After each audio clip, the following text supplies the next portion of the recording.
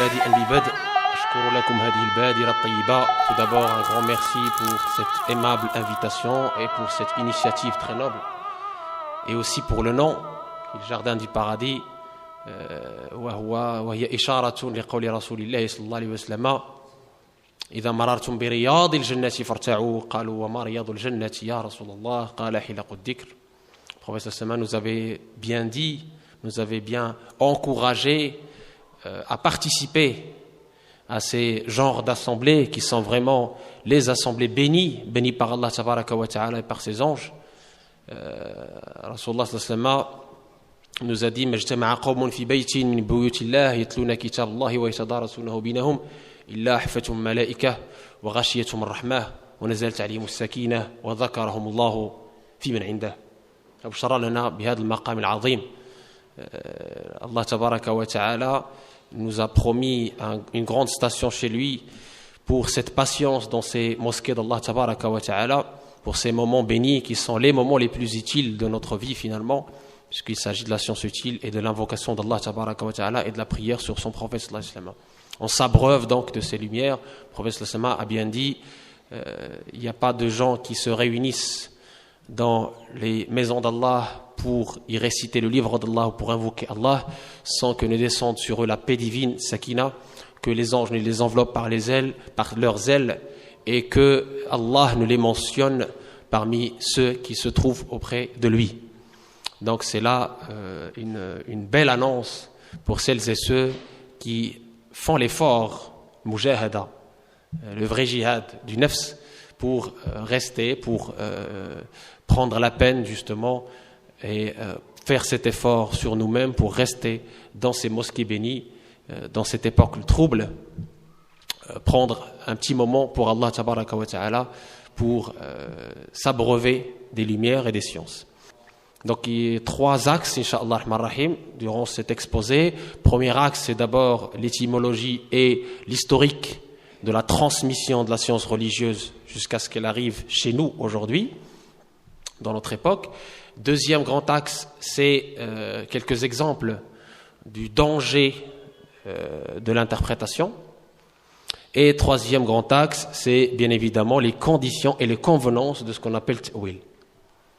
يقول الحق تبارك وتعالى في كتابه العزيز هو الذي أنزل عليك الكتاب منه آيات محكمات هن أم الكتاب وأخر متشابهات فأما الذين في قلوبهم زيغ فيتبعون ما تشابه منه ابتغاء الفتنة وابتغاء تاويله وما يعلم تاويله إلا الله والراسخون في العلم يقولون آمنا به كل من عند ربنا وما يذكر إلا أولو الألباب.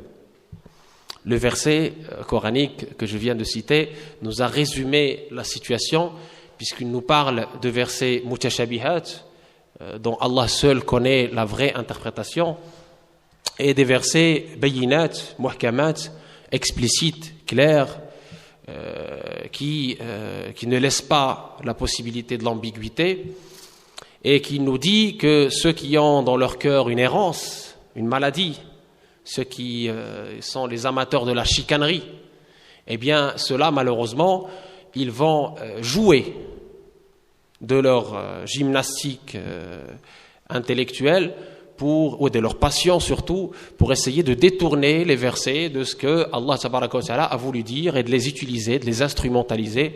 On va parler de l'instrumentalisation du texte sacré pour des fins terrestres. L'instrumentalisation du texte sacré, le texte scripturaire, pour des fins terrestres.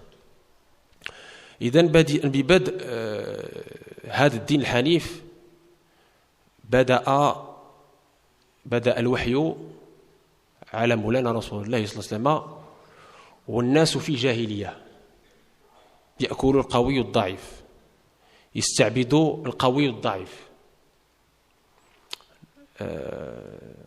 Cette religion a commencé dans une période pré-islamique qu'on appelle Jahiliya, où la loi de la jungle régnait, le plus fort dominait le plus faible, asservissait le plus faible, les femmes n'avaient pas de droit, les plus faibles n'avaient pas de droit, il y avait bien évidemment un certain nombre d'abus, et l'islam est venu pour rendre justice aux opprimés, pour établir une égalité, une justice et bien évidemment une paix et un respect entre tout le genre humain.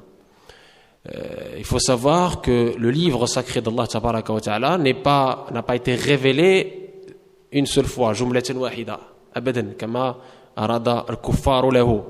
قالوا لن ننزل عليه هذا القرآن جملة واحدة. C'est pas possible. Il a été révélé pendant à peu près 23 ans. Selon des circonstances, selon des contextes, et parfois même sans contexte. Mais les versets d'Allah tabaraka wa ta'ala, il y a eu tout un enchaînement chronologique. Il y a eu un temps. Il y a eu le repère temps et le repère espace. Le texte, il est coranique, mais le repère, il est spatio-temporel. Ce qu'on appelle le contexte. Donc vous avez le texte et vous avez le contexte. Et donc Sidna Muhammad sallallahu alayhi wa sallam a reçu la révélation petit à petit à travers l'ange Gabriel, selon des circonstances, selon des contextes, selon des événements, selon une chronologie. Et je citerai tout à l'heure les différentes chronologies, les différents contextes. Ce qui est important à savoir, c'est que ces chronologies-là, les compagnons, la première école de Sidna Muhammad sallallahu alayhi wa sallam, المدرسة الأولى مدرسة سيدنا محمد صلى الله عليه وسلم التي أنتجت لنا هذا العظماء اللي هم الصحابة رضوان الله عليهم كالنجوم في السماء نقتدي بهم إلى يوم الدين. هؤلاء العظام الذين تخرجوا من مدرسة سيدنا محمد صلى الله عليه وسلم يحكي لنا أحدهم كيف أخذ العلم عن رسول الله صلى الله عليه وسلم. كل صحابي كان مدرسة. Chaque compagnon était une école. Chaque grand compagnon était une école. Si on prend Abu Huraira radiyallahu anhu الذي كان من المكثرين, Abu Huraira radiyallahu anhu, il était parmi les gens qui ont rapporté le plus grand nombre de hadiths. Puis il y a Aïcha aussi qui a rapporté un très grand nombre de hadiths aussi. Sidna Abu Huraira, il a dit, quand vous étiez avec vos jardins, avec vos maisons, moi j'étais derrière le prophète sallallahu alayhi wa sallam en train d'apprendre. J'ai tout laissé. Il ne s'est pas marié, il n'a pas eu de vraie vie à lui, etc. Et donc, Sidna Abu Huraira, si on prend son exemple, il a dit أخذت عن رسول الله صلى الله عليه وسلم جرابين أو وعاءين من العلم أما أحدهما فقد بثته فيكم وأما الآخر فلو قلته لقطع مني البلعوم. J'ai pris du prophète sallallahu alayhi wa sallam deux sciences. Une science que je vous ai divulguée, que je vous ai transmise fidèlement, c'est les hadiths que vous connaissez. Et une science, si je la divulgue, vous me couperez la gorge. C'est une autre science gustative, j'en parlerai tout à l'heure. Et dans Sidna Abu Huraira, vous prenez un autre grand compagnon, Sidna Abdullah ibn al-Abbas. وما أدراك ما سيدنا عبد الله بن العباس حبر الأمة وترجمان القرآن بدعوة مولانا رسول الله صلى الله عليه وسلم له وكان طفلا رديف رسول الله صلى الله عليه وسلم وهو في 9 سنوات حين قال له حين وصلنا منه حديث مولانا رسول الله صلى الله عليه وسلم يا غلام إني أعلمك كلمات احفظ الله احفظ الله تجد تجاهك إذا سألت فاسأل الله واعلم إلى آخره. واعلم أن الأمة لو اجتمعوا على أن ينفعوك بشيء لم ينفعوك إلا بشيء قد كتبه الله لك ولو اجتمعوا أن يضروك بشيء لم يضروك بشيء إلا بشيء قد كتبه الله عليك رفعت الأقلام وجفت الصحف. هذا كان عنده 9 سنوات ودعا له مولانا رسول الله صلى الله عليه وسلم فقال له اللهم فقهه في الدين وعلمه التاويل. Le prophète sallallahu alayhi wa sallam a fait une prière spéciale, un dua spécial pour Sidna Abdullah ibn al-Abbas en lui disant oh Allah, pour cet enfant-là, donne-lui la compréhension de la religion, faqihhu fi din, et donne-lui la science de l'interprétation. C'est pour ça qu'on va retrouver Sidna Abdullah ibn Abbas dans toutes les chaînes des exégèses, Tafasir, avec Sidna Abdullah ibn Mas'ud bien sûr, mais surtout Sidna Abdullah ibn Abbas, on va dire pourquoi. Sidna Abdullah ibn Abbas était considéré comme le savant de la Ummah, l'interprète du Coran. Il a été surnommé l'interprète du Coran. C'est pas pour rien, on va voir comment il a... Et il y a eu une discussion entre Sidna Abdullah ibn Abbas, qui était très jeune, et Sidna Omar ibn al-Khattab. Qui nous qui va nous donner la cartographie, qui va nous donner le panorama de tout ce que je vais vous dire après. إذا كان واحد اليوم كان سيدنا عمر بن الخطاب يحاور سيدنا عبد الله بن عباس يقول له كيف تضل أمة كتابها واحد ورسولها واحد كيف تضل أمة ربها واحد ورسولها واحد وكتابها واحد. Sidna Omar al-Khattab a posé la question importante, sensible, délicate, épineuse à Sidna Abdullah ibn Abbas en lui disant comment une communauté qui a un seul Seigneur, qui prie un seul Seigneur, Allah tabaraka wa ta'ala, sans rien lui associer, qui a un seul prophète, qui est Sidna Muhammad sallallahu alayhi wa sallam, qui a un seul livre, qui est le Coran, qui nous a été, alhamdulillah, rapporté de façon fidèle, sans aucune défaillance, sans aucune erreur possible, alhamdulillah, infaillible, et à la rigueur même une seule langue, pourquoi pas. Comment cette communauté peut-elle s'égarer un jour? Pourquoi Sidna Omar il a posé cette question? Parce que Sidna Rasulullah, il avait entendu Sidna Rasulullah sallallahu alayhi wa sallam parler des grandes fitnas, de la zizanie qui va arriver, des combats fratricides, intestinales, etc. Et Sidna Abdullah ibn Abbas, il lui a répondu, il lui a dit, ô Omar, nous étions des compagnons autour du prophète sallallahu alayhi wa sallam. Nous étions des compagnons autour du prophète sallallahu alayhi wa sallam. On était des compagnons autour du prophète sallallahu alayhi wa sallam. On a appris la foi avant d'apprendre le Coran. Et malheureusement, il y aura des gens qui vont venir après, qui vont apprendre le Coran sans avoir la foi, sans avoir les clés de compréhension et les clés de l'interprétation. Et donc il a dit à Sidna Omar, nous étions autour du prophète sallallahu alayhi wa sallam, chaque verset qui est descendu au prophète sallallahu alayhi wa sallam, nous avons su pourquoi il est descendu, dans quoi il est descendu, pour qui il est descendu. Et il y aura des gens après nous qui vont recevoir le Coran sans savoir sur quoi il est descendu, pourquoi il est descendu et pour qui il est descendu. Et ils vont فَيَقُولُونَ فِي الْقُرْآنِ بِغَيْرِ عِلْمٍ فَيَضِلُّونَ وَيُضِلُّونَ. Et ils vont dire des choses sur le Coran, ils vont interpréter le Coran sans cette science, sans cette contextualisation. Et ils vont s'égarer et égarer ceux qui les suivent. Ils vont s'égarer et égarer ceux qui les suivent. فَيَضِلُّونَ وَيُضِلُّونَ. l'iyadu billah. Et pour vous donner le scrupule de ses compagnons quand ils étaient face à un verset du Coran ou un hadith du prophète sallallahu alayhi wa sallam, ils n'osaient pas l'interpréter selon leur passion, selon leur compréhension unique. On en a pour exemple Sidna Omar ibn al-Khattab radiyallahu anhu ardah, il a entendu idha jaa nasrullahi wal fathu wa ra'aita an-nasa yadkhuluna fi dinillahi afwajan fasabbih bihamdi rabbika wastaghfirhu innahu kana tawwaba. Une sourate que vous connaissez tous, que même les enfants connaissent. D'accord?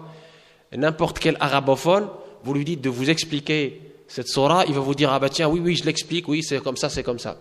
Eh bien figurez-vous Sidna Omar ibn al-Khattab, deuxième calife des musulmans, Al-Farouq, celui qui a été que le prophète lui avait annoncé le paradis, etc. Toute sa notoriété, toute sa science, et il n'a pas osé expliquer cette sourate. Il est parti voir qui? Dahaba yatlubu ta'wilaha min sayyidina Abdullah ibn Abbas. Subhanallah. Il est parti voir Sidna Abdullah Abbas pour lui dire oh Abdullah ibn Abbas, explique-nous ce que Dieu veut dire par cette sourate. Idha ansallahu al-fath. Vous imaginez? Et Sidna Omar avait dit à l'occasion aussi innakum tastajiluna fil amri kunna najma'u lahu ahla badr. Vous vous précipitez dans la fatwa entre guillemets pour des choses que nous, pour statuer sur ça, on réunissait tous les gens de Badr. Pourquoi les gens de Badr? Parce que les gens de Badr ont eu la bonne nouvelle du prophète sallallahu alayhi wa sallam. Fa'alu ma shi'tum ahla Badr fa innahu Allah tabaraka wa ta'ala arafa ma fi qulubikum wa adkhalakum al-jannah ou kama qala Rasulullah sallallahu alayhi wa sallam. Les gens de Badr étaient des gens qui ont eu l'annonce, la bonne nouvelle du prophète sallallahu alayhi wa sallam, comme quoi ils avaient les péchés pardonnés, etc.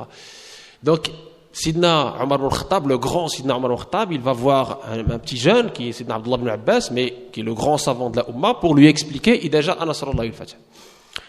Et Sidna حينما قال له Sidna Abdullah ibn Abbas هي نعي رسول الله صلى الله عليه وسلم, Sidna Omar ibn al-Khattab il a بكى وقال لولاك يا عبد الله لضللنا لأن ماشي لم يفهم هو هذا ما فهمش هذا الأمر هذا هي نعي رسول الله صلى الله عليه وسلم يعني رسول الله صلى الله عليه وسلم سيموت وهذا نعيه فسبح بحمد ربك واستغفره إنه كان توابا. Il lui dit ça c'est les condoléances du prophète sallallahu alayhi wa sallam. C'est venu pour annoncer le départ de ce monde de Sidna Muhammad sallallahu alayhi wa sallam. Il lui a dit si ce n'était toi ou Abdullah ibn Abbas qui nous a expliqué ça comme ça, on serait égaré parce que c'est pas ça que j'ai compris. Il n'a pas fait confiance à sa compréhension. Pourquoi? Parce que le Coran, c'est un livre d'Allah. On ne peut pas le comprendre par nous-mêmes, par nos passions, par nos désirs, par notre projection, par nos infaillibilités. Le comportement avec le wahi, avec la révélation, il est différent. On va voir ça dans le deuxième axe réservé aux conditions et aux convenances de l'interprétation. Vous voyez, Sidna Omar ibn Khattab, malgré sa science, malgré le fait qu'il était toujours avec Sidna Muhammad sallallahu alayhi wa sallam, eh bien, il demande l'humilité. Vous voyez, l'humilité, un exemple d'humilité. Un exemple vivant d'humilité. Et toujours avec Sidna Omar ibn Khattab, je peux vous donner plusieurs leçons de vie qu'on peut apprendre aujourd'hui dans notre vie de tous les jours grâce à ces compagnons-là. Vraiment, on a besoin de la biographie de nos compagnons pour apprendre à vivre, apprendre à être humble, apprendre l'abnégation, apprendre les bonnes valeurs, etc. Voilà Sidna Omar ibn Khattab qui demande cette fois à un autre grand homme de l'islam qui est Abu Hudayfa ibn al-Yaman. Abu Hudayfa ibn al-Yaman qui est amin à sirri Rasulillah sallallahu alayhi wa sallam, qui était le dépositaire des secrets du prophète sallallahu alayhi wa sallam. Le prophète sallallahu alayhi wa sallam, avant de mourir, il lui avait confié les noms des hypocrites. Et oui, et Sidna Omar, quand il était khalifa, quand il voyait Sidna Abu Hudayfa ibn al-Yaman hésiter à faire la prière de la mort sur quelqu'un, il savait qu'il faisait partie de la liste. Et imaginez ce que Sidna Omar va demander à Sidna Abu Hudayfa ibn al-Yaman. Il vient le voir, il lui dit oh Abu Hudayfa ibn al-Yaman, je sais que le prophète sallallahu alayhi wa sallam t'a donné la liste des hypocrites. Sidna Abu Hudayfa ibn al-Yaman, il a compris qu'il voulait avoir la liste. Sidna Omar al-Khattab, qu'est-ce qu'il lui dit? Il lui dit juste, réponds-moi par oui ou par non. Est-ce que je fais partie de la liste? Subhanallah. Vous voyez l'abnégation. Vous voyez, quand on entend aujourd'hui des jeunes qui vous disent, moi je suis le groupe sauvé, toi t'es... Subhanallah. Firqa Najiyya. Wesh min Firqa Najiyya? بضمنتي راسك سبحان الله. هذا سيدنا عمر الذي شهد له مولانا رسول الله صلى الله عليه وسلم بالجنة. انظروا معي كيف يسأل عن نفسه وقال لو قيل يوم القيامة كل الناس يدخل الجنة إلا واحدة لظننت أن سأكون أنا. سبحان الله. شوف الناس لا يامن مكر الله إلا القوم الخاسرون. إن هذه الدنيا ما عرفش الإنسان يطلب الله تبارك وتعالى حسن الخاتمة أن يموت على لا إله إلا الله محمد رسول الله صلى الله عليه وسلم. هذا سيدنا عمر il demande donc à Sidna Abu Hudayfa ibn al-Yaman, il ne lui demande pas la liste des hypocrites, il lui pose la question, il lui dit est-ce que j'en fais partie? C'est tout. Et Abu Hudayfa ibn al-Yaman, les larmes aux yeux, il lui dit, vous voyez l'abnégation du personnage, Abu Hudayfa lui répond, lui dit oh Omar, entre toi et eux il y a une porte. إن بينك وبينهم يا أمير المؤمنين بابا. شوف الذكاء ديال الصحابة, شوف الهمة ديال الصحابة كيفاش دايرة. سيدنا عمر الخطاب, il va lui dire, vous voyez l'intelligence de ces gens-là, comment ils ont le langage codé. Il va lui dire, oh Abu Hudayfa, est-ce que cette porte elle va être cassée ou elle va être ouverte? Et Abu Hudayfa lui dit, elle va être cassée. Et là, Sidna Omar, il va comprendre qu'il va être assassiné. Et il va passer sa vie à prier Allah tabaraka wa ta'ala, non pas pour qu'il ne soit pas assassiné, non. Prier Allah pour que son assassin ne soit pas parmi les musulmans. Subhanallah. وحينما طعنه ذلك المجوسي طعنة القاتلة وهو يصلي بالناس في المحراب. سؤال واحد سؤال. هل الذي قتلني من أمة سيدنا محمد؟ حينما قالوا له لا ارتاح قلبه رضي الله عنه وارضاه. شوف, il disait est-ce que c'est la seule chose qui le préoccupait, est-ce que mon assassin fera partie de la Ummah de Sidna Muhammad, parce qu'il ne voulait pas que son assassin fasse partie de la Ummah de Sidna Muhammad. Et quand celui qui l'a tué, qui était un adorateur de feu, Sidna Omar al-Khattab a posé la question, est-ce qu'il était de la Ummah? Il a dit non, et c'est là qu'il a été apaisé. Et donc là, la porte, on va dire, pourquoi je parle de la fitna? Parce qu'effectivement, après la mort de Sidna, après l'assassinat de Sidna Omar al-Khattab, il va y avoir tout ce que l'histoire de l'islam nous rapporte comme fitna, comme divergence, comme problématique liée à justement le problème de l'interprétation qu'on va aborder donc dans quelques minutes. Eh bien, هذا يعني ما يتعلق بالصحابة. الصحابة حينما كانوا يسألون عن الحرام والحلال, quand on posait la question aux compagnons sur le halal ou le haram, ils avaient la sueur. La sueur. Demande plutôt à celui-là. Demande à Mu'adh bin Jabal. Parce que le mot haram, dire haram comme ça, sans avoir la science, c'est très dangereux. Pourquoi? Parce que Allah tabaraka wa ta'ala dit dans le Coran, c'est un mensonge sur Allah tabaraka wa ta'ala. C'est pas un mensonge sur un être humain. C'est beaucoup plus grave. C'est un mensonge sur Allah et sur son prophète sallallahu alayhi wa sallam que de se prononcer sur un sujet sans avoir la science. Allah tabaraka wa ta'ala يقول ولا تقولوا لما تصف ألسنتكم الكذب هذا حرام وهذا حلال لتفتروا على الله الكذب إن الذين يفترون على الله الكذب لا يفلحون. Ne dites point au sujet que vos langues mentionnent en pur mensonge ceci est haram et ceci est halal, car ceux qui forgent le mensonge sur Allah et son prophète sallallahu alayhi wa sallam, ceux-ci seront les perdants. Ceux qui forgent le mensonge sur Allah ne récoltent pas de succès. Le verset est clair et explicite. Et les compagnons avaient horreur de dire haram comme ça sans avoir vraiment, si c'est sûr et certain, oui, mais si c'est des choses qu'ils ne connaissent pas, je ne sais pas. Je ne sais pas. Imam Malik kana yaqul jannatul alimi la adri. Notre Imam Malik, il disait le paradis du savant, c'est la adri, je ne sais pas. Il était surnommé le savant de Médine. Les gens venaient de tous bords pour lui demander plusieurs choses sur leur religion. Sur une quarantaine de questions, il a répondu à presque la majorité par « je ne sais pas ». Je ne sais pas. C'est une réponse, c'est une très bonne réponse. Et c'est pour ça qu'on l'a appelé « ilm la-adriya ». La-adriya. C'est la-adri, la-adri. Man qala la-adri, allamahu Allahu ma la yadri. Mais لا يستحي أن يقول لا أدري ويقول رسول الله صلى الله عليه وسلم أسرعكم للفتوى أسرعكم للنار. Le prophète sallallahu alayhi wa sallam nous a dit ceux qui se précipitent vers la fatwa se précipitent vers le feu de l'enfer.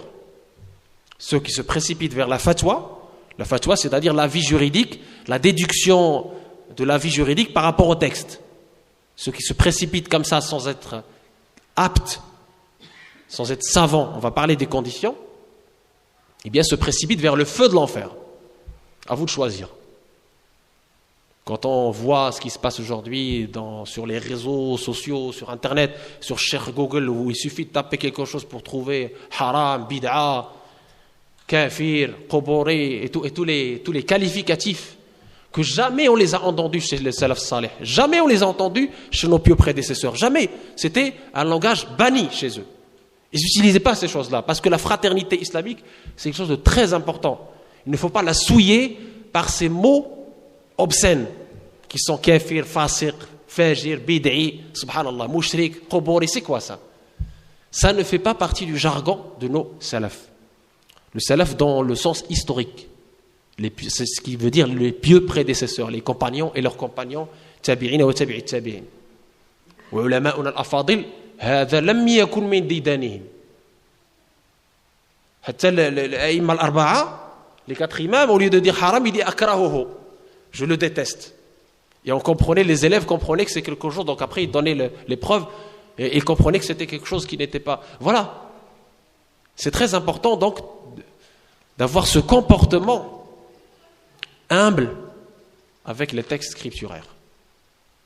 Et ne pas se positionner en connaisseur et faire de la fatwa une nourriture de l'ego. Moi je sais plus que les autres, moi je me positionne Sayyidina Abdullah ibn Mas'ud, il nous a laissé une belle tradition dans l'enseignement de la science. Il nous a dit لا تعلموا العلم لتماروا به السفهاء ولا لتباهوا به العلماء ولا لتخيروا به المجالس ولا لتصرفوا به وجوه الناس إليكم وابتغوا بعلمكم ما عند الله فإنه يدوم ويبقى وينفذ ما سواه. N'espérez pas par l'acquisition de la science disputer avec les ignorants ou se montrer par rapport aux savants, ni embellir les assemblées, ni avoir, on va dire, la notoriété, mais demander par la science Allah tabaraka wa ta'ala, parce que c'est lui qui reste, tout le reste périsse. Demandez Allah, ne demandez pas ce qui est chez les gens, ne demandez pas l'éloge des gens, ne demandez pas la notoriété. L'ostentation riya, c'est parmi les grands péchés intérieurs qui rend vain les actes, et qui font hériter même au savant lui-même le feu de l'enfer, parce que ce sont des choses qui ne sont pas faites pour Allah, et tout ce qui n'est pas fait pour Allah tabaraka wa ta'ala ne vaut rien. Ça, l'intention, ikhlas, la sincérité, dans tout, dans l'apprentissage et dans l'enseignement qu'on apprend ou qu'on enseigne. L'intention pour Allah tabaraka wa ta'ala est la plus importante. إذن هذا حال الصحابة رضوان الله عليهم مع العلم ومع التأويل. ثم انتهى هذا العلم إلى ما يسمى بالعبادلة الأربعة. Puis cette science a eu sa fin ou sa transmission complète chez quatre Abdullah qui vont être les transmetteurs de la science vers le fuqaha sab'a al-Madina, vers les quatre grandes écoles sunnites jusqu'à chez nous. وعلاش العبادلة الأربعة بالضبط؟ لأنهم الذين بقاو في الحياة حتى احتاج الناس إلى علمهم وهم أولهم سيدنا عبد الله بن العباس رضي الله عنه وأرضاه وقد تكلمنا عنه. ثانيهم سيدنا عبد الله بن عمر بن الخطاب، ومذهب مالك يرتقي إليه، مذهب مالك مذهب عمري أخذه عن نافع مولى عبد الله بن عمر، وعبد الله بن عمرو بن العاص، وعبد الله بن الزبير بن العوام. هذو أربعة اللي كيتسموا أربعة العبادلة. أما سيدنا عبد الله بن مسعود فمات قبل أن يحتاج إلى علمه، وأخذ عنه إمام أبو حنيفة عبر تابعين إلى آخره.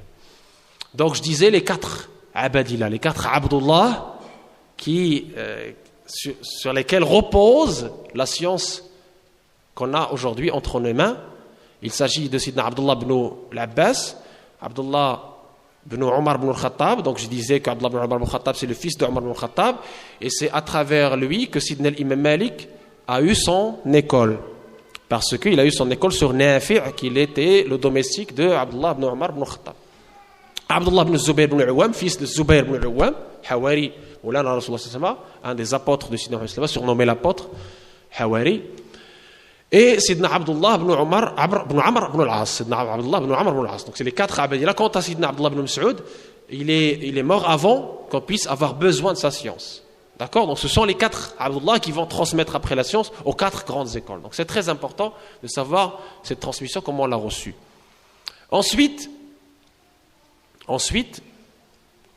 il y a eu les grandes écoles à l'époque, à la fin de l'époque des Umayyads.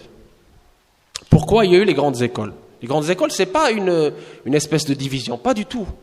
Les imams des grandes écoles sont nos salafs. Et ces gens-là, si vous voulez, ils n'ont pas utilisé leur passion pour interpréter, non. Ces gens-là, ils ont vu que la Ummah allait être détruite à cause de la division, à cause de l'ignorance. إن الإسلام حينما انتشر الإسلام في الأقطار ولا الخطر ديال التأويل ولا كل منه بوادب يقول هذا حديث رسول الله صلى الله عليه وسلم ويأخذ ما يشاء ويترك ما يشاء، ولا كل منه بوادب يفسر القرآن على هواه ويقول للناس هذا حرام وهذا حلال ويحلل الحرام ويحرم الحلال، وظهر ما يسمى بالبدع الضالة بعد الصحابة رضوان الله عليهم، وتفرق الناس وخصوصا في الأقطار البعيدة جدا. أصبحت الجبرية والقادرية والجهمية وكل يتبع هواه والعياذ بالله في التعامل مع كتاب الله وسنة رسول الله صلى الله عليه وسلم. Donc il y a eu l'émergence des sectes. Déjà à l'époque des Umayyads, l'émergence des sectes, parce qu'il y a eu l'expansion de l'islam, alhamdoulilah, dans les contrées, il y a eu l'émergence des sectes comme la Jabriya, la Qadariya, la Jahmiya, les gens qui vous disent non, Dieu nous a tout décrété, donc il n'y a rien à faire. Les gens qui vous disent non, Dieu ne jugera pas de toutes les façons puisqu'il a tout décrété. Les gens qui vous disent que Dieu a créé le Coran, des gens qui vous disent, voilà, toutes les mauvaises thèses dues à la mauvaise compréhension du texte ou pour des fins terrestres ont émergé. Les passions se sont déchaînées.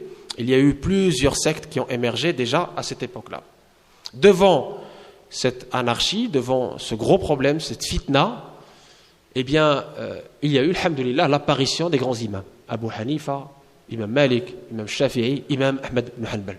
Ceux qui ont, entre guillemets, protégé, préservé cette belle religion en la normant, en faisant des normes, une espèce de charte, une espèce de condition pour faire la fatwa, pour comprendre le texte religieux. Ce n'est pas pour rien. Et la première secte qui a émergé en islam, là c'est le deuxième axe sur lequel je veux appuyer, première secte qui est apparue au sein de l'islam, c'est la secte des Khawarij. Khawarij, littéralement, ceux qui se sont écartés de la communauté. Le Khawarij, Kharajou. À l'époque même de Sidna Ali ibn Abi Talib, Yazidi, cette secte a émergé. Le prophète nous a averti cette secte quand il distribuait il distribuait quelque chose sur les gens, comme ça, et un personnage assez rude, il vient et lui tire la Bible et lui dit « Oh Mohammed, sois juste.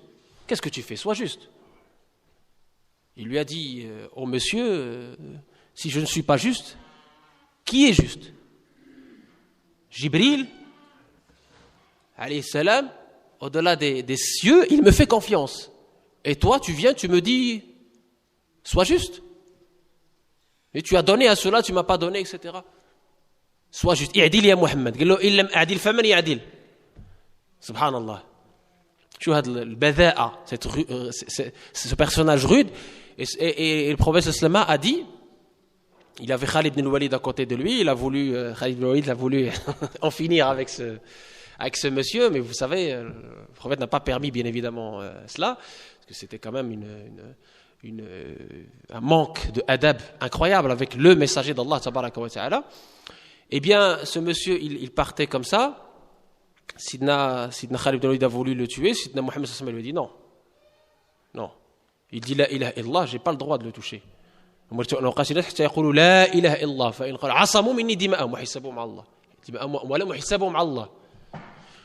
Je ne peux pas déchirer sa poitrine pour voir, d'accord, je n'ai pas été ordonné pour voir ce qui est dans les poitrines, dans les cœurs des gens.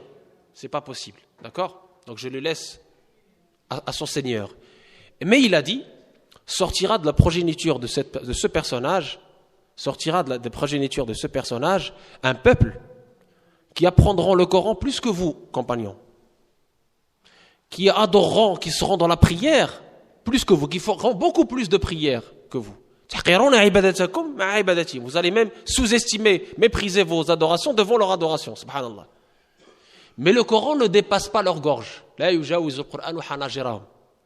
Yamruquna min ad-din kama yamruqu samil qus. Subhanallah, ils trempent, ils comprennent pas. Le Coran ne dépasse pas leur gorge. Leur interprétation, elle est superficielle. Leur acte, ils font beaucoup d'actes d'adoration, mais le cœur n'y est pas. Et ce personnage, il s'appelle Dhul Khuwaysira Tamimi, de la tribu de Tamim. D'accord? Donc plusieurs années plus tard, cette prophétie va se réaliser.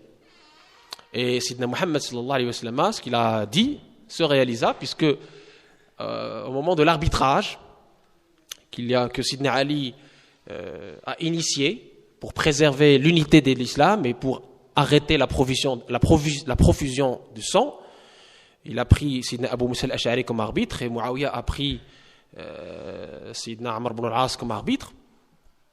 Et les Khawarij n'ont pas aimé ça. Ils ont dit, comme Sidna Ali a pris un arbitre en dehors d'Allah, donc il est kafir. Il est devenu kafir, il est devenu mécréant.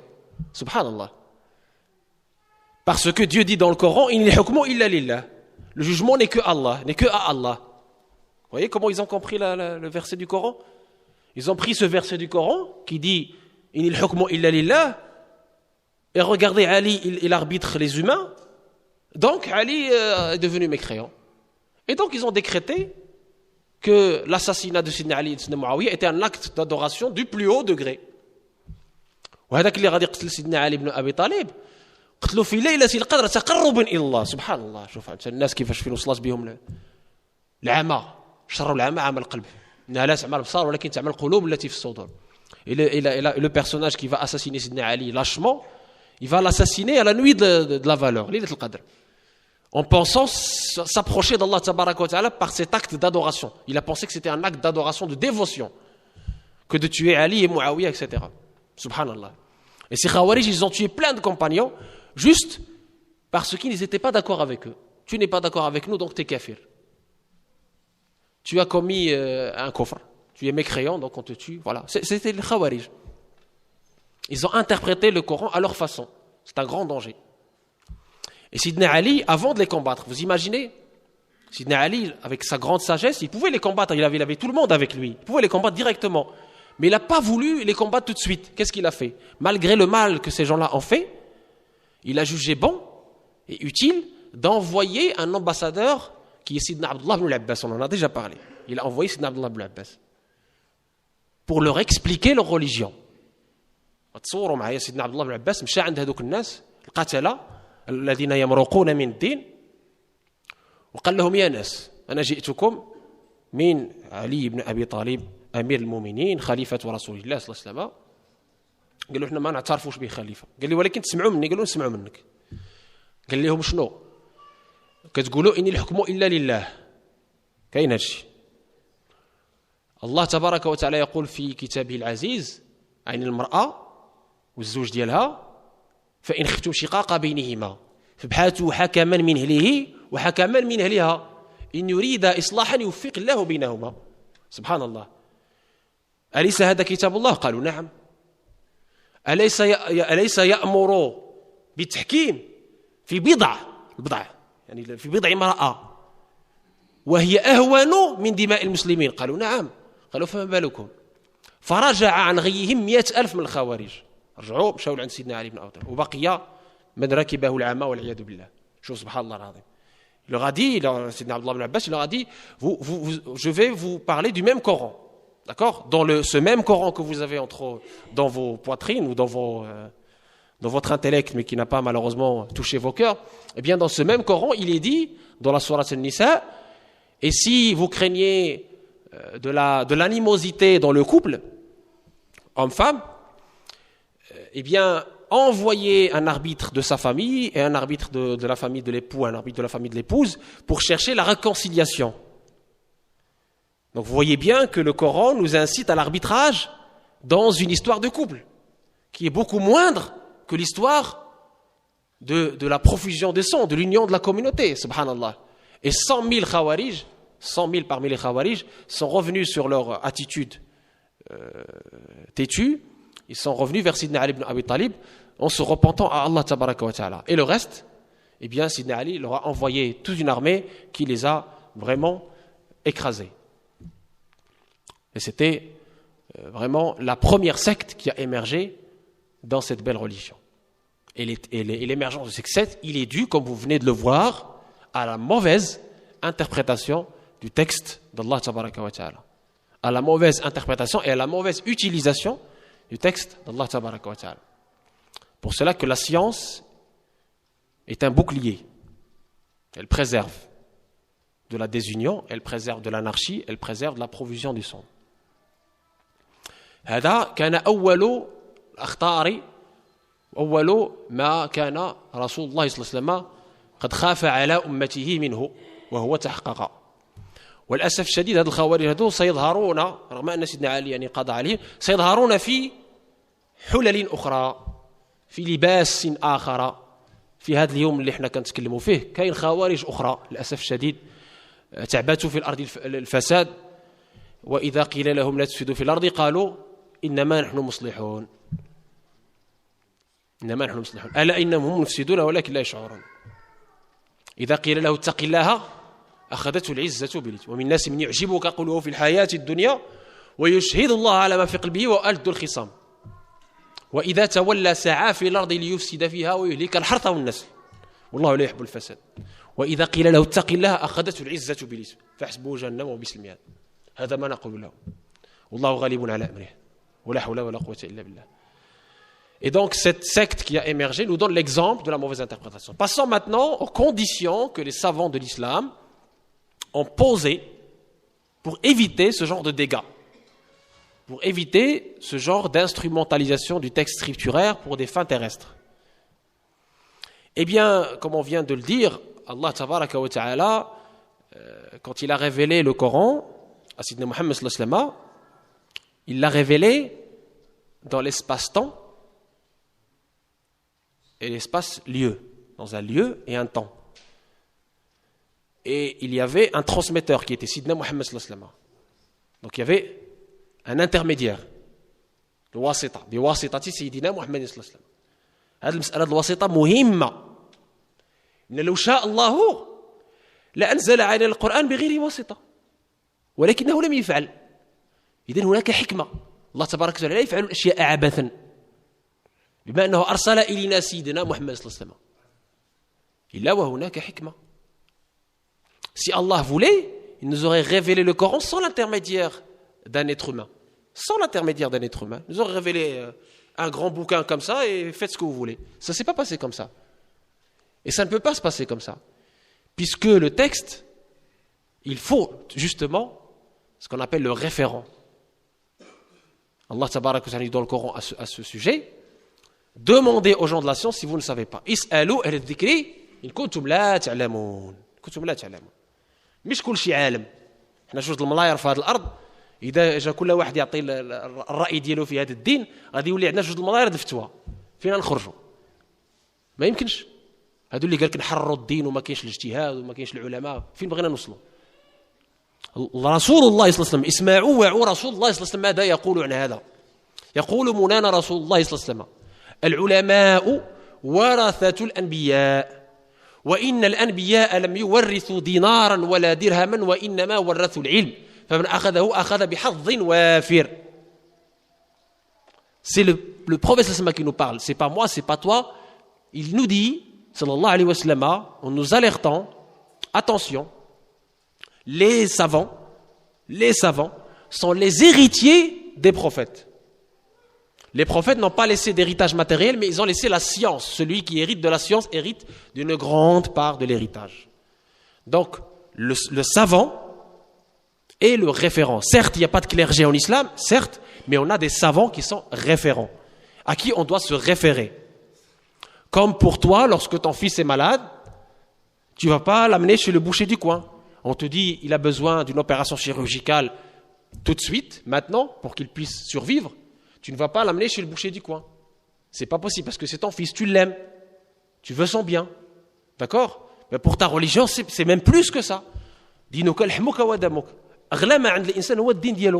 Pourquoi je vais chercher dans les poubelles de Google?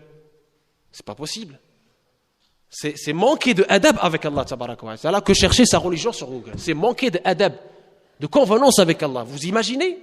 Vous faites ça pour votre enfant? Quand il tombe malade? Non. Ça ne vous vient même pas à l'esprit, parce que vous l'aimez.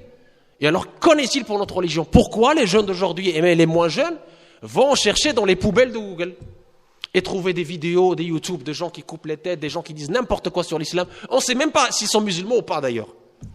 On ne sait même pas qui les envoie, qui les paye pour dire ces horreurs. L'islam se désavoue de tout cela. Et confier sa religion à Google ou à Internet ou à je ne sais qui d'autre, c'est trahir sa religion. Vraiment. C'est trahir sa religion. On n'apprend pas la religion comme ça. La religion s'apprend de la poitrine, de la poitrine des savants, avec l'humilité, avec l'adab, le respect, avec des valeurs, parce qu'il ne nous donne pas que la parole, comme c'était malheureusement le cas pour les Khawarij. C'est pas que des paroles, c'est toute une discipline. Imam Malik, il avait un disciple L'imam Malik au début a refusé de lui apprendre la science directement. Il a passé 11 ans dans l'adab, dans les convenances. Il a dit, j'ai passé chez Malik telle et telle année. La majorité, 11 ans parmi ces années-là, c'était dans l'adab. J'aurais souhaité que ce soit toutes ces années-là dans l'adab. Adab, c'est l'essentiel de la religion. Subhanallah. C'est pas des paroles. Notre religion, c'est pas des actes sans forme. C'est pas une gymnastique, c'est pas un habit qu'on met dans des occasions pour se montrer aux autres ou pour faire en sorte que les autres nous voient. Oui, je suis musulman, je suis bien, j'ai une barbe, j'ai une djellaba, tout va bien, donc je suis dans les rangs, tout va bien. C'est pas comme ça. ليس البر أن تولوا وجوهكم قبل المشرق والمغرب ولكن البر من آمن بالله واليوم الآخر الملائكة والكتاب والنبيين وآتى المال على حبه ذوي القربى واليتامى والمساكين من السبيل إلى آخره. La religion, elle est entièrement comportement. C'est un fond, c'est pas superficiel, c'est pas comme l'étaient les Khawarij, une superficialité, une forme morte, sans fond, sans cœur. Et si on en est là aujourd'hui, si la civilisation musulmane a chuté, c'est à cause de ça. Il n'y a pas d'autre explication possible. Si on en est là aujourd'hui, c'est parce qu'on a délaissé la vraie religion. On s'est attaché à des formes et on a délaissé le fond. La mauvaise compréhension de la religion. Quand on va se référer à des sites ou à des livres pour apprendre la religion, la hawla wa la quwwata illa billah. Donc, la religion, on n'apprend pas des livres, on n'apprend pas des sites, on apprend des savants, les ulama, les huma warathatul anbiya, qui sont les héritiers des prophètes, alayhim salam. Ensuite, ceci étant dit, qui est savant? Comme je vais reprendre l'exemple du boucher et du chirurgien, quand on vous dit que votre fils est en danger, qu'il a besoin d'une opération chirurgicale, vous allez chercher la biographie du chirurgien, n'est-ce pas? Vous allez voir son expérience, combien d'opérations il a réussi, les diplômes de ce chirurgien.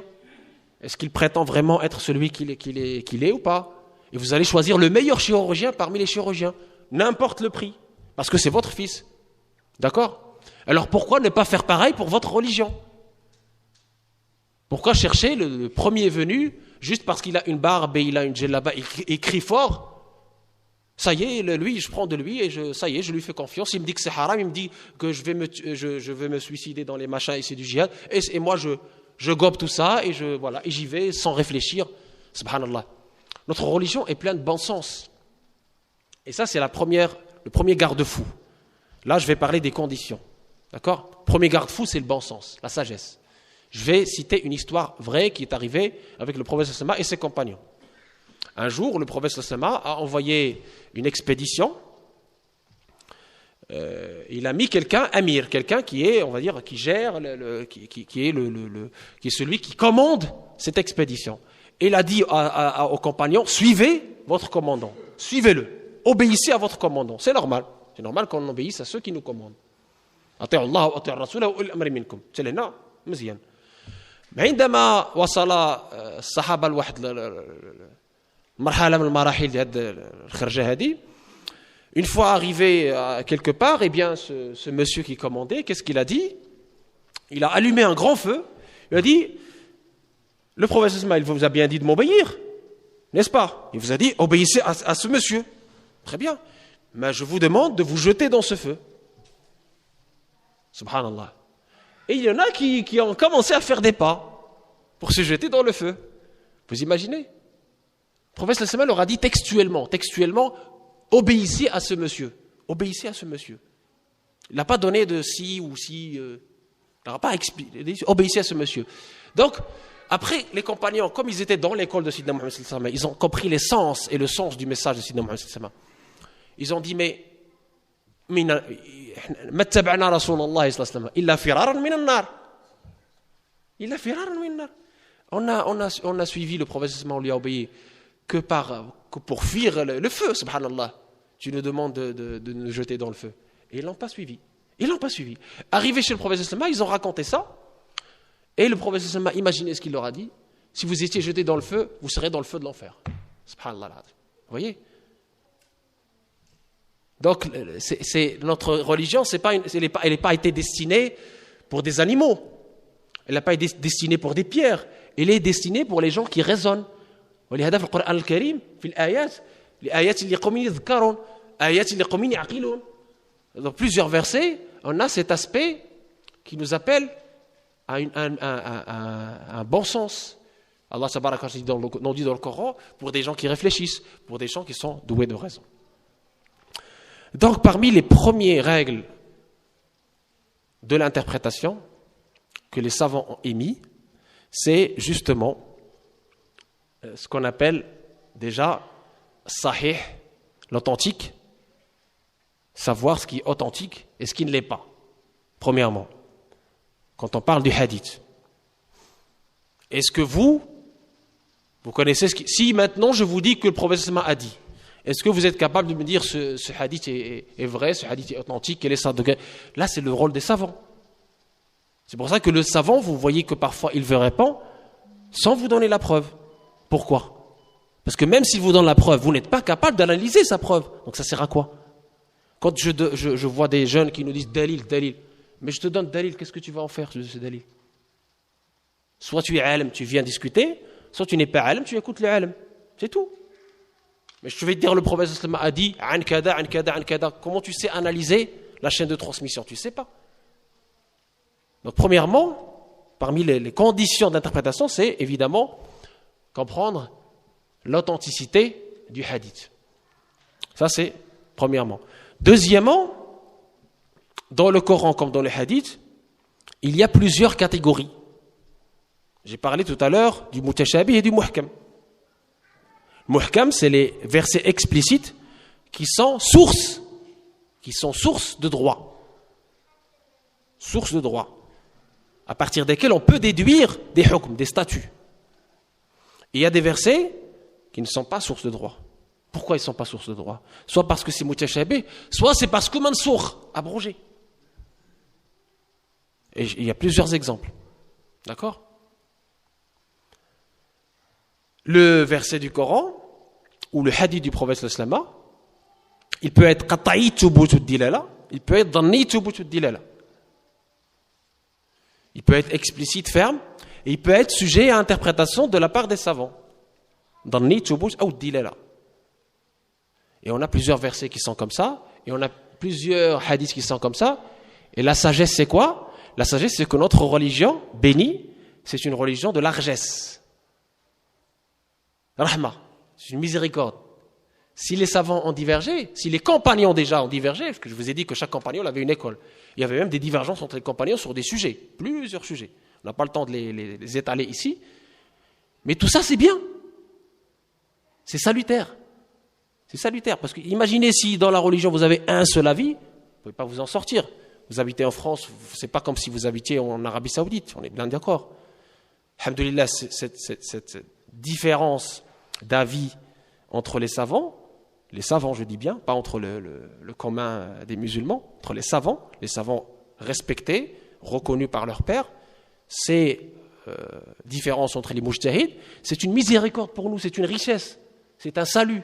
Alhamdulillah. Donc il n'y a pas d'amr بالنهي عن المنكر في مسائل الخلاف لا إنكار في مسائل الخلاف. كتشوف بعض الناس مثلا كيجي كينهى واحد الإنسان على مسألة خلافية هذا لا يجوز في الدين. مسألة خلافية ماشي مشكل.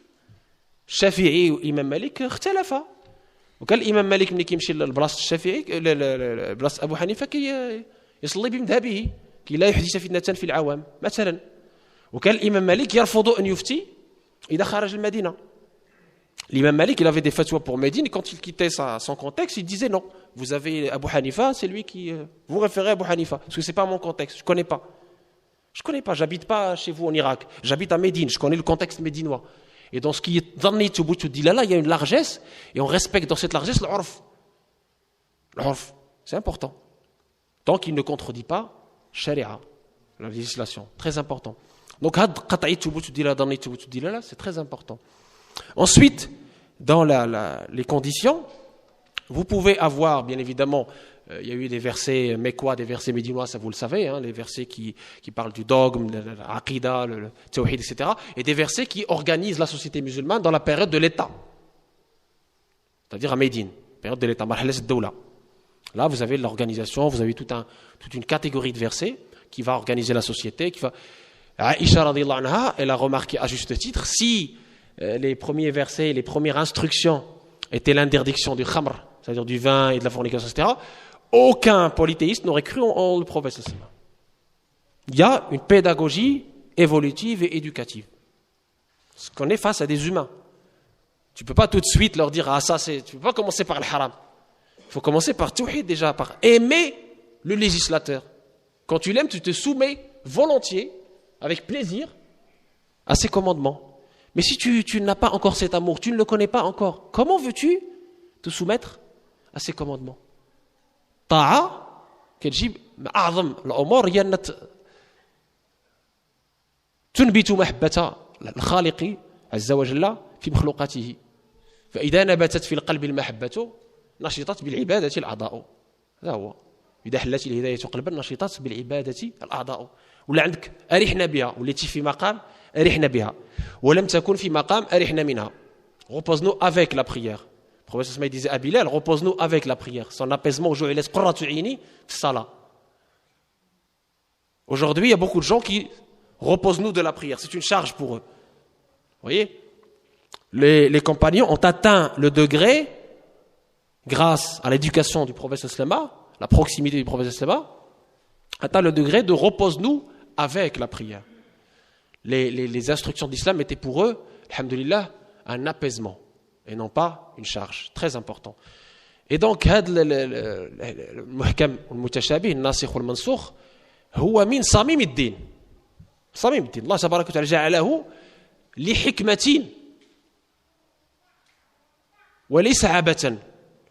فهذا الدين ليس هناك العبث le hasard et tout ça n'existe pas. C'est tout ce que Allah tabaraka wa ta'ala a instauré. Il y a une sagesse, il y a des leçons. Soit on l'a compris, soit on l'a pas compris. Si on l'a pas compris, on demande à ceux qui l'ont compris. Mais alhamdulillah, tout est leçon, tout est sagesse. Allah tabaraka wa ta'ala ne nous a pas créé en vain. Les instructions, donc on a dit qu'il y a ce qu'on appelle l'abrogé et l'abrogeant, nasikh ou mansoukh. Il y a ce qu'on appelle le contexte, et il y a ce qu'on appelle le mutlaq ou le muqayyad. Il y a des versets qui sont génériques, il y a des versets qui sont spécifiques à une situation. Prenons la sourate 9, sourate Tawbah que vous connaissez, qui a été révélée sans Bismillah ar-Rahman ar-Rahim. Elle a été révélée sans au nom de Dieu, le clément miséricordieux. Elle a été révélée dans un contexte particulier. On ne peut pas l'appliquer à n'importe comment. C'est pas possible. Vous allez être dans l'égarement. C'est pas possible. C'est parce qu'il y avait une trahison. Si tu prends le verset et tu l'enlèves de son contexte, de ce qui est avant, de ce qui est après, de son contexte, tu t'égares, comme l'ont fait les Khawarij. Et tu vas appliquer des choses qui sont horribles, qui sont contraires au muhkam du Coran, qui est ça c'est muhkam, explicite, clair, immuable. Celui qui tue une âme innocente, c'est comme si il avait tué l'humanité tout ensemble. Et celui qui sauve une vie ou qui fait don de vie, c'est comme s'il avait donné la vie à l'humanité tout ensemble. Ça, c'est un verset explicite, qui est la règle. La règle. Il est immuable.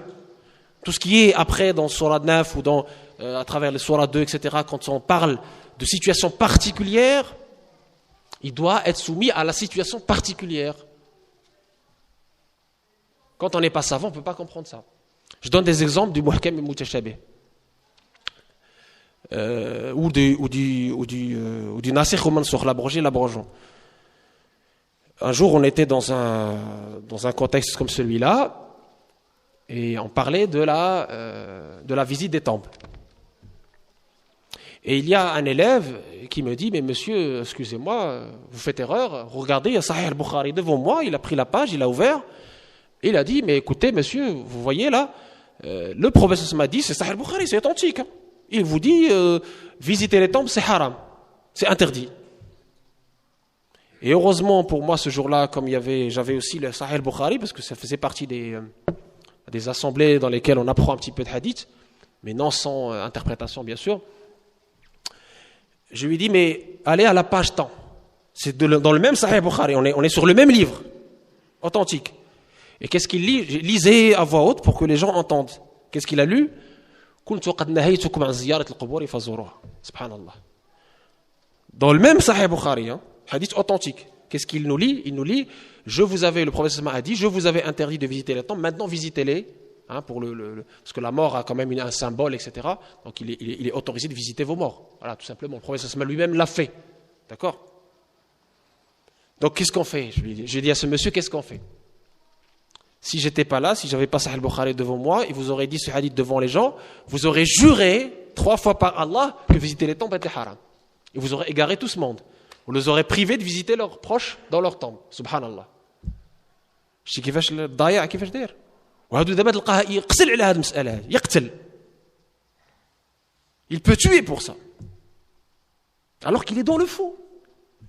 Je lui présente le même Sahih Bukhari, je lui dis voilà, هذا يسمى الناسخ والمنسوخ. L'abrogé et l'abrogeant. L'abrogeant, c'est le deuxième. Chronologiquement, c'est le deuxième. Pourquoi? Parce qu'au début, vous savez, la révélation est destinée à des hommes, à des êtres humains, hommes et femmes, des êtres humains. Et le premier, évidemment, il a été destiné à des hommes qui étaient encore frais par rapport au polythéisme, par rapport au symbole du polythéisme. Awtan. Le deuxième hadith, qui est immuable, qui est abrogeant, qui est définitif, eh bien, il vient pour effacer et remplacer le premier. Pourquoi? Parce que maintenant, le prophète sallallahu a vu que, alhamdulillah, que sa communauté n'avait plus rien à craindre de visiter les temples. Il n'y avait plus cette crainte suscitée au début par l'idolâtrie. L'idolâtrie, c'est fini. D'accord? Et donc, le verset est venu pour aller le remplacer, ce qu'on appelle l'abrogation, nasr. On prend le Coran, c'est pareil. Il y a plusieurs versets qui ont été mansour, soit naqlan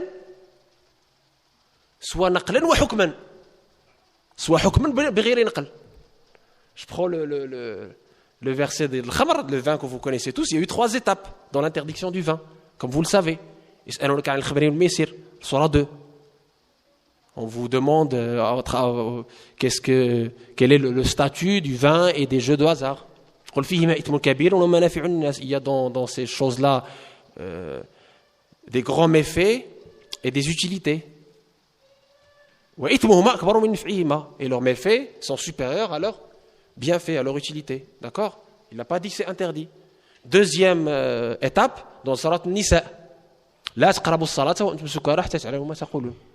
N'approchez pas la prière tant que vous êtes ivre, jusqu'à ce que vous puissiez être sobre et comprendre ce que vous dites. Et troisième verset qui est dans Surat Al-Ma'idah, la Surah 5, qui abroge, qui est définitif, qui est immuable. Innamal khamru wal maisiru wal ansab wal azlam rijsun. Rijsun, il l'a appelé rijs, une souillure du diable. C'est haram, évitez-le, c'est une grande kabira, c'est un grand péché. Voilà, c'est des exemples simples. L'exemple dans Surat Al-Baqarah, par exemple, اللي مات عليها الزوج تاعها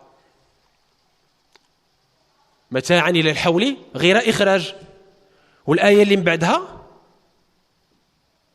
الايه اللي من قبل منها والذين يتوفون منكم ويذرون ازواجا يتربصن 4 أشهر و10 ما بقاتش حول ولات 4 أشهر و10 هذا نسخ مثلا اللي ما يعرفوش يتيه يقول لك المراه تبقى عام ما تبقاش عام 4 شهور و10 ايام يموت عليها راجلها 4 شهور و10 ايام خلاص ماشي عام اللي غيقرا الايه اللي فيها عام غادي يبقى المراه مسكينه يجلسها عام وهي في الدار مسدود عليها يقول لك راه ربي قال في القران لا سيدي ربي ما قالش في القران انت خطا منك انت ما عارفش تسول واخا القران هو يتعبد به يقرا للتعبد اما تقراه لتستنتج منه الاحكام وتحرم وتحلل هذا امر خطير جدا لم يفعله أحد من صحابة رسول الله صلى الله عليه وسلم ولا من تابعين ولا من تابع التابعين هذا أمر خطير مستحدث هذه بدع الضلالة بدع المستحدثات الضلالة سيدي شد القرآن يقول لك ما وجدته في كتاب الله فهو كذا بقى يفتي بالقرآن باش عرفت أنت القرآن كنتي مع النبي جلستي مع النبي جلستي مع الصحابة باش تبقى تفتي بهكذاك اسمه تعطي الناس الحرام والحلال وتقتل وتحيي كي داير هذه هذا أمر خطير جدا لا بد أن ننتبه إليه وننبه إليه النشأ Il faut aussi qu'on sensibilise les jeunes à ce danger. Vous voyez, j'ai donné plusieurs exemples de l'abrogé et l'abrogeant. Dans le Coran et dans le Hadith. Il y en a plein. Il y en a plein. C'est, je ne vais pas dire des pièges, mais c'est une science. C'est une science. C'est une chronologie. Si vous ne connaissez pas toute la chronologie, ce qu'on appelle la science du Coran, la science du Hadith, eh bien vous pouvez égarer les gens et vous égarer, bien évidemment. Et ça vous mène, au lieu de vous mener vers le paradis, ça vous mène vers l'autre chemin. D'accord ? C'est pareil quand ces gens-là, aujourd'hui, s'expriment sur le djihad et nous donnent des théories qu'on n'a jamais vues auparavant. Des théories sur le suicide, des théories sur le meurtre. C'est quoi ça ? On n'a jamais vu ça. C'est des problèmes d'interprétation, de compréhension de la religion. هذا الجهل كما قال الإمام الشافعي ما جادلت عالما إلا غلبته وما جادلت جاهلا إلا غلبني. L'imam Shafi'i il a dit, quand je discute avec un savant, j'arrive à le convaincre. Mais quand je discute avec un ignorant, je suis vaincu. Parce que l'ignorant, il a rien, il n'a pas d'argument, il est juste, c'est son ego qui parle. C'est son ego qui parle. Donc ça, ce sont des rudiments de la science de la révélation, le wahi. وملي كنقول الوحي راه سنة رسول الله صلى الله عليه وسلم وحي ومن اللي يعتقد ولا من لم يعتقد أن سنة رسول الله صلى الله عليه وسلم وحي فقد كفر بما أنزل على سيدنا محمد صلى الله عليه وسلم وحي لقول الله تبارك وتعالى وما ينطق عن الهوى إن هو إلا وحي يوحى. Sourate An-Najm, Allah tabaraka wa ta'ala nous dit le prophète sallallahu ne parle pas de lui-même, ne parle pas de sa passion, il parle par révélation. C'est Allah qui nous dit ça dans le Coran. Donc la sunna du prophète sallallahu est aussi une révélation. Celui qui ne croit pas dans la sunna du prophète sallallahu, il devient wal'iyadu billah mécréant. La sunna du prophète sallallahu fait partie intégrante de la révélation. Et elle a aussi, et c'est une science, elle a aussi des règles, des conditions d'interprétation. Comme j'ai énuméré le sahih, le daif, le hasan, le mawdu', ila akhiri, on peut énumérer, comme j'ai dit, le texte ahad, même s'il est sahih, il a été transmis par une personne digne de confiance, d'une personne digne de confiance, d'une personne digne de confiance. Eh bien, celui-là, eh bien, les quatre aïma divergent sur la prise en compte de ces genres de hadith, dans la déduction du hukm, du statut. L'imam Malik, il ne prend pas les hadiths du ahad. Il ne les prend pas. Il préfère à ces hadiths du ahad, c'est-à-dire qui sont juste transmis par une personne et non pas par un ensemble de personnes dignes de confiance, mais juste par une seule personne digne de confiance, il ne les prend pas en considération dans la déduction du statut religieux. Alors que Ahmed ibn Hanbal, il les prend. Par exemple, vous voyez.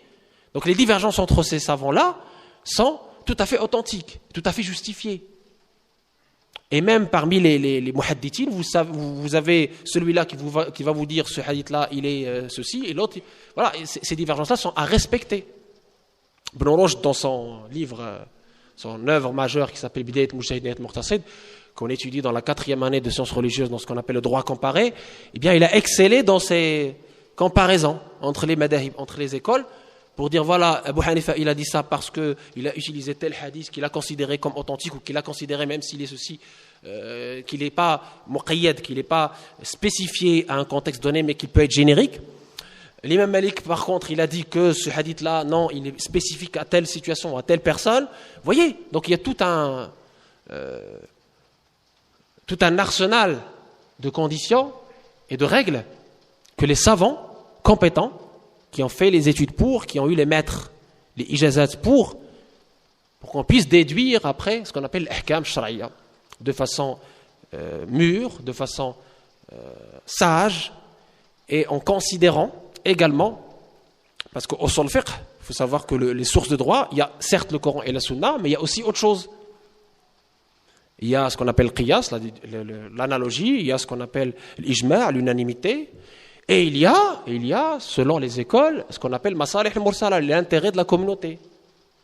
Il y a ce qu'on appelle sadd al-dara'i', la prévention de l'inconvénient, la prévention du mal. Il y a l'urf, la coutume, si elle ne contredit pas l'essence et le sens de la religion. Il y a ce qu'on appelle shar'u ma qablana shar'u lana. لقول الله تبارك وتعالى شرع لكم من الدين ما وصى به نوحا والذي أوحينا إليكم ما وصينا به إبراهيم وموسى وعيسى. أنا أقيم الدين ولا تتفرقوا فيه. هذا عند الإمام مالك. شرعوا ما قبلنا شرعوا لنا ما لم يخالف شرعنا. مثلا il y a tout un arsenal الاستحسان, tout un arsenal qui est considéré par les savants pour arriver à dire, à donner le hukm sur la situation, qu'elle soit nazila, qu'elle soit nouveauté, c'est surtout les nouveautés, ou qu'elle soit quelque chose qui fait divergence entre les savants, et il faut respecter ces divergences. Ces divergences-là, quand on est entre savants, ils sont à respecter. C'est pas, ce que tu dis n'est pas faux. Ce savant-là n'est pas, c'est pas parce qu'il contredit l'autre savant qu'il est faux, qu'il est à insulter ou que je vais le maudire. Non, non, subhanallah. Les compagnons ne se sont jamais maudits. Vous savez, je donne un exemple très simple, Mu'adh ibn Jabal. Le prophète de l'Islam, il a dit de lui qu'il était le plus connaisseur dans le halal et le haram. Et malgré cela, il avait une divergence, plusieurs divergences avec les compagnons, parmi lesquelles c'est l'héritage du non-musulman, que le musulman peut hériter du non-musulman, par exemple. Et tous les compagnons ont divergé avec lui dans ce point de vue, mais jamais personne ne l'a maudit ou l'a sorti de la religion. Personne, subhanallah. Donc ces divergences existent, il faut les respecter. Et le respect est une règle d'or dans notre religion. La science du Coran, l'exégèse, la science du hadith, l'ilm al-hadith, c'est une science noble, très importante, qui est entre les mains des grands savants de l'islam. Il y a des règles à respecter. Je vous ai énuméré quelques règles pour vous ouvrir l'appétit, pour vous sensibiliser sur l'importance et le danger même de prendre du Coran et dire tiens, ça c'est haram et ça c'est halal. Non. Il y a des choses, ce qu'on appelle daruri min ulum din, c'est-à-dire les choses connues de tout le monde, qui sont haram, connues de tout le monde.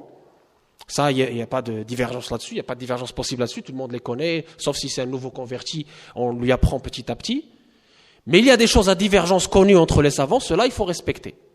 Et je finis par un hadith très important, qui est Allah tabaraka wa ta'ala, le prophète nous dit, Allah tabaraka wa ta'ala vous a explicité ce qui est haram. Conformément au verset coranique, وَقَدْ فَصَّلَ لَكُمْ مَا حَرَّمَ عَلَيْكُمْ إِلَّا مَا اضْطُرِرْتُمْ إِلَيْهِ. Il vous a explicité ce qu'il vous a interdit, sauf contrainte. Il vous a explicité l'interdit. Donc il n'y a pas d'ambiguïté, vous n'aurez pas de mal à distinguer le haram, parce qu'il vous a explicité. Les versets ou les hadiths qui explicitent le haram sont clairs, explicites, il n'y a pas de divergence. À ce niveau-là, alhamdoulilah, Dieu ne nous a pas laissés dans des chemins glissants ou divergents. Alhamdoulilah. Et il vous a ordonné certaines choses, alors faites ce que vous pouvez. D'accord ? Et il s'est tu sur certaines choses, non par omission, non par oubli, mais par miséricorde pour vous. Alors ne demandez pas après ces choses. Les choses tuent. وسكت عن أشياء رحمة بكم لا تهونا ولا نسيانا وما كان ربك نسيا. Allah n'oublie pas, n'oublie jamais. S'il s'est tu sur ces choses-là, c'est pour qu'il nous ouvre les portes, alhamdoulilah, de sa miséricorde. ومن قلد عالما لقي الله سالما.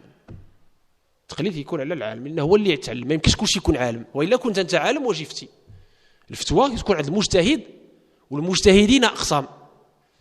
Il y a des degrés dans l'ijtihad. L'ijtihad, c'est l'effort du savant compétent pour arriver à un statut sur une chose nouvelle. Parce qu'il y a plein de choses nouvelles après le prophète sallallahu alayhi wa sallam. Il fallait peser ces choses-là, juger ces choses-là par rapport au texte. Et s'il n'y a pas de texte, juger ces choses-là par rapport à sa nuisance ou son utilité. الأصل في الأشياء الإباحة والبراءة الأصلية. إلا ما كان فيه مضرة لقول الله تبارك لقول رسول الله صلى الله عليه وسلم لا ضرر ولا ضرار. حاجة اللي فيها مضرة يكون التحريم على حسب المضرة. يكون يا اما الكراهه يا اما التحريم هذا يا اما تكون كبيره لان فيها مضره كبيره. Donc toutes les choses nouvelles, ils sont pesées, jugées, jaugées par les savants à travers le hadith, le Coran et le hadith authentique.